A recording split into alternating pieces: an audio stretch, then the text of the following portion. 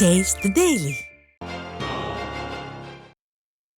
நாமக்கல் மாவட்டம் பள்ளிப்பாளையம் அருகே அங்கன்வாடி மையத்தில் 4 வயது சிறுமிக்கு பாலியல் தொல்லை அளிக்கப்பட்ட சம்பவம் விடிய ஆட்சியில் அலங்கோல லட்சணத்தை வெட்ட வெளிச்சமாக்கியுள்ளது.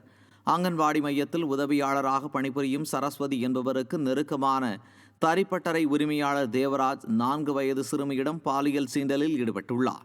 இதுகுறித்த புகாரில் சரஸ்வதி பிடிபட்ட நிலையில் பாலியல் துன்புறுத்தல் அளித்த தேவராஜ் தலைமறைவானதாக கூறப்படுகிறது.